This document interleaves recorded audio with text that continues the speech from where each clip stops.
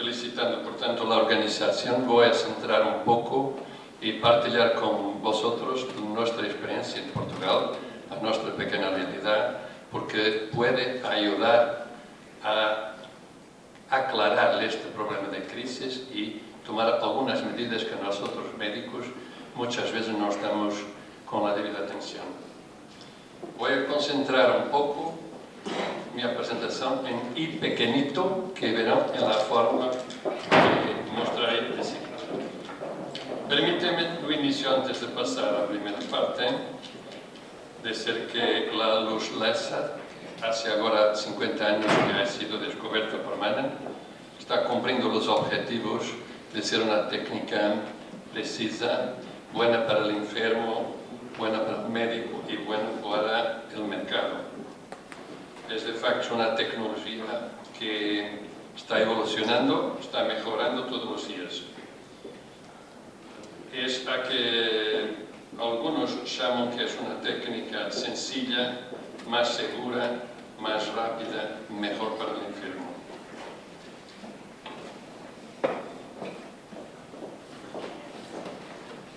Deixem-me presentaros un poco lo que ha pasado en Portugal en nuestra pequeña realidad. Los cambios en el mercado de salud en Portugal. Unos pequeños números. Un año menos 1.500.000 consultas en el sector público. Es un país con 10 millones de habitantes. En un año menos 500.000 cirugías en el sector público. ¿Y qué pasa en el privado? Pues la mayoría pensó, si lo frena un poco el sector público, si hay barreras, si hay tasas, pues estos enfermos, estos pacientes se van a deslocar al sector privado. Es un puro equívoco y lo que pasa es que la prensa y los medios nos están ayudando porque todos los días traen noticias malas de resortes en crisis, de clínicas en crisis, de recortes en el sector público y el sector privado. Las farmacias, el mismo problema, están bajando. Entonces, las personas están acordando un poco. Cuando la marea baja, baja para todos los barcos. Este es un principio que los expertos de economía muchas veces hablan. Por tanto, los médicos, nuestros compañeros, pensaban que una vez que había estas barreras, ahora tendrían las clínicas llenas. No pasa nada de eso. La percepción de la crisis. No tenemos la misma percepción de la crisis. Por otras palabras, el demonio no es malo para todos. Hace un tiempo presenté este pequeño vídeo que les voy a mostrar. Shows just how little reaction time there was and the severity of the impact.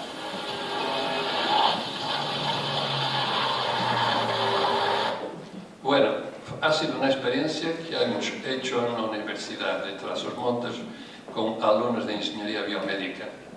Cuando pregunté a una audiencia o que tenían visto en este pequeño vídeo, las respuestas eran completamente diferentes. Unos, el coche era amarillo, otro era blanco, el casco del piloto era blanco y rojo o verde.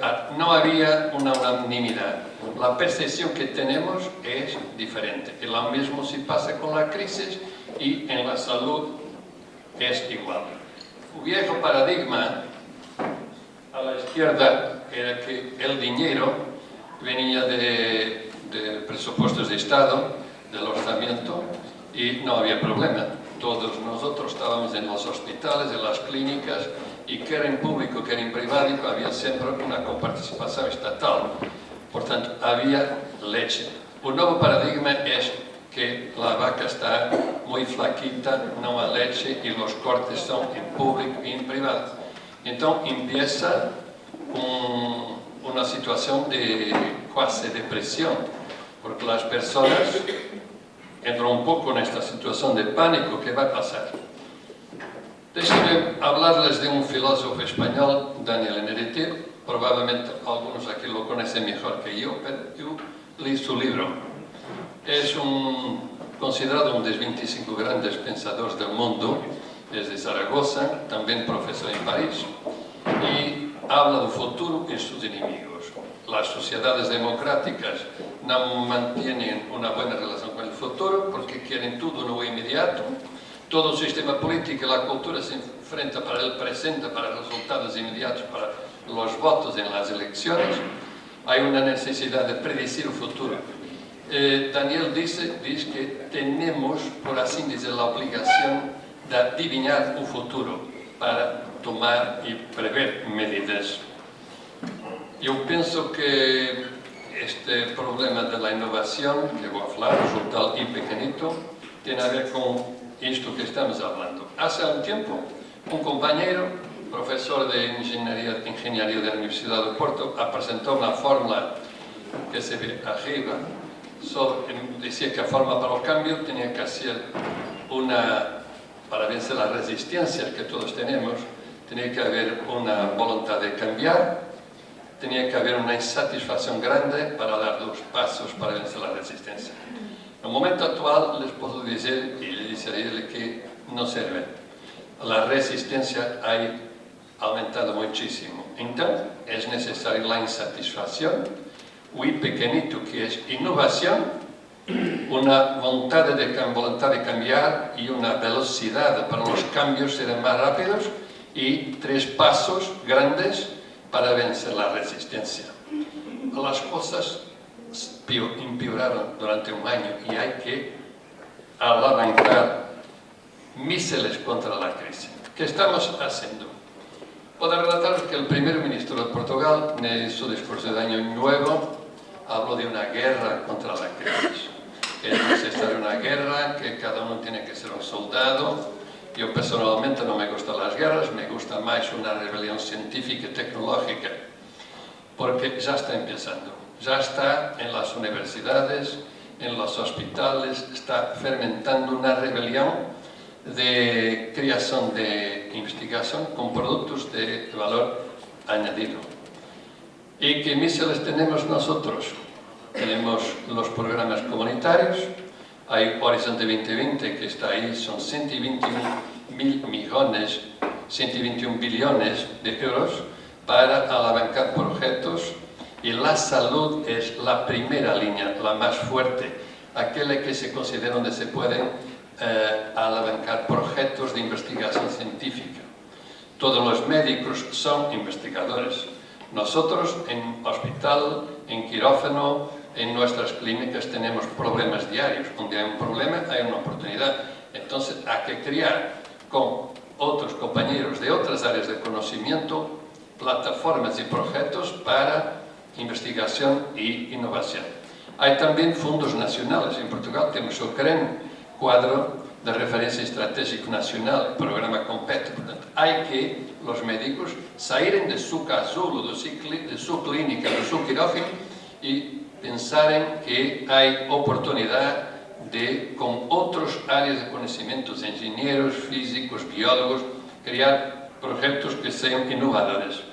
Aplicar, no século pasado, o paradigma de aplicar conocimiento a las industrias para multiplicar la productividad, y también Peter Drucker afirma que para el siglo XXI es aplicar conocimiento a las empresas de conocimiento, laboratorios, hospitales, para multiplicar el factor de crecimiento.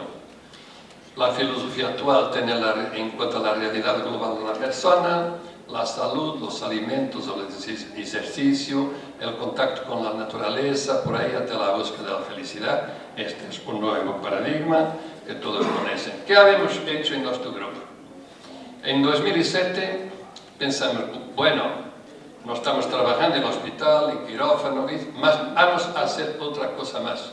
Vamos a crear una pequeña empresa, Iber Advanced Healthcare, para añadir ideas innovadoras, completamente innovadoras a nivel global, un centro de desarrollo tecnológico que se encuentra en las universidades, hay muchísimas en Portugal y en España, y una empresa para crear y llevar el producto para el mercado, siendo un producto innovador.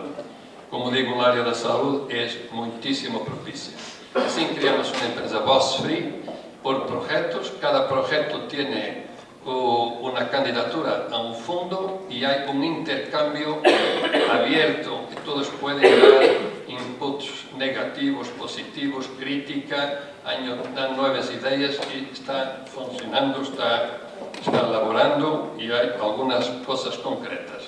Muy difícil arreglar una equipa multidisciplinar de doctorados, de mestrados, de otros especialistas, porque los salarios tenían que ser adecuados. Entonces, en esta fórmula Bolsa Free que aconselho y sugiero a todos los que quieren, hay entrada por proyectos. Los especialistas son pagos por proyectos. Cada uno recibe de la candidatura y el producto final tiene también la parte de propiedad intelectual. Así creamos dos cubos de proyectos, unos de área científica tecnológica y una de salud, placer y bienestar. Por la tarde tenemos una presentación de un ejemplo de un proyecto científico tecnológico relacionado con láser y hay muchísimos de área de salud y bienestar. Estos medical devices en diagnóstico, equipos diagnósticos y dispositivos médicos, es obviamente una área que interesa a los médicos. Un ejemplo, los médicos sobre su propio punto de vista quieren cosas rápidas, los marcapasos implantables, los desfibriladores implantables, las prótesis y estimuladores cerebrales, quieren los componentes para aplicar en su clínica. Hay otros dispositivos, algunos dirigidos al público final, como este que habíamos desarrollado, medias elásticas para dentes venosos con nanotecnología incorporada, capaz de libertar un medicamento durante el día para la piel. O então calzado con la tecnología incorporada de varios tipos. Hay en estos dispositivos que están en el mercado básicamente tres olas que todos conocen. Una descentralización, cuando surge un nuevo producto, es normalmente muy caro, está centralizado en pocas empresas y es distribuido para todo el mundo. Pero rápidamente hay una exigencia de mercado para un diagnóstico rápido y llamado fast diagnostic. Entonces hay una disminución de tamaño y de concepto de los propios equipamientos, como los ecógrafos, por ejemplo, que son portables y otros. Y más recientemente, y este es el futuro, los dispositivos personales, entrando numa área en que el conocimiento aparece incorporado en el equipo. Nosotros, ¿qué estamos haciendo en estos proyectos de IBERI? Estamos usando los clústeres que hay en Portugal, lo textil, lo calzado, añadido de nanotecnología, prótesis vasculares sensorizadas o cardíacas, los ligamentos implantables, los materiales biodegradables, el turismo en salud y bienestar, cuando LESA tiene una componente. Los textiles pueden ser varios, voy a mostrar un ejemplo, con nanosensores. Esos nanosensores nos pueden dar informaciones de electrocardiograma, batimientos, presión arterial, pH de la piel, temperatura y otras. Las prótesis, como ahí está una prótesis vascular, una vez sensorizadas con nanosensores, pueden darnos, después de implantada en una arteria, pueden nos dar el débito cardíaco, por ejemplo, que es muy importante, o las presiones, si es un aneurisma, las presiones dentro y fuera y en la cámara anexa del aneurisma, previendo una rotura. Esas informaciones pueden ser hasta para un móvil o para un ordenador. Lo mismo queremos con las válvulas cardíacas. Pues con láser también estamos implementando alguna investigación, nomeadamente con investigación más dirigida con una empresa en Portugal que es más dirigida a actividad espacial. Ejemplos de lo que estamos desarrollando: o calzado con tecnología incorporada para dentes venosos, mangas elásticas para linfedema sensorizadas con nanosensores, pueden dar la presión, la tensión, los batimientos cardíacos, la temperatura de la piel, en caso de un linfedema que tiene una complicación, por ejemplo. Camisetas que nos dan electrocardiograma, spas con check-up spa, las pistas check-up a la derecha arriba, que es un proyecto de self-care, de avalia-te a ti mesmo, puedes caminar o hacer jogging y puedes hacer un auto check-up con algunos equipamientos, si interesa, puedo después detallar mejor. Estos son algunos dos ejemplos. Vamos a buscar parceiros industriales, universidades y varias empresas en parcerias muy flexibles, por contratos muy sencillos, Casa do Senti, Centro de Nanotecnología y Materiales Inteligentes para nuevos dispositivos. Este es el mensaje. Hay una ola muy grande de innovación. Los médicos deben surfar la onda, no deben quedarse en la playa mirando.